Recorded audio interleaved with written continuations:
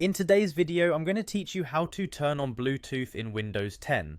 Now let's dive right into it. First, you'll want to start by clicking on the Start menu. You'll find this in the bottom left corner of your screen, typically represented by a 4-paneled window icon. Clicking this icon will expand the Start menu, revealing a list of your most frequently used apps and a search bar. This menu is the gateway to the settings of your computer, so it's a good idea to become familiar with it. Next, you'll need to navigate to the settings. Once you've opened the Start menu, look for the gear icon typically labelled as Settings. This area is your control center where you can adjust, tweak and tailor everything about your system to your liking. Clicking on this icon will take you to a new window that provides a variety of options for managing your computer. Once you're in the settings window, look for the option labelled Bluetooth and Devices. This is usually easy to spot because it mentions Bluetooth specifically and includes an icon that resembles a signal with circles. Clicking on this will direct you to a dedicated page where you can manage all of your device connections, including Bluetooth.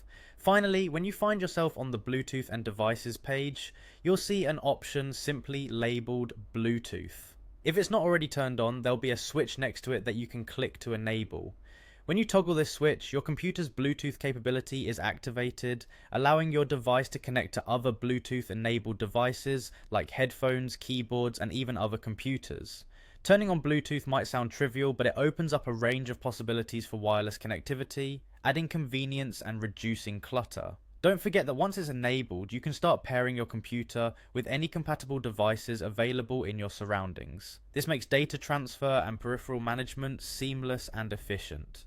And there you have it, enabling Bluetooth on Windows 10 doesn't have to be daunting.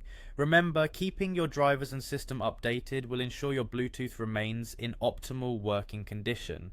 Thank you for watching, and I hope you found this guide helpful. Feel free to watch this video again, and don't hesitate to share it with anyone who might find it useful. Until next time, enjoy the benefits of your newly connected Bluetooth devices.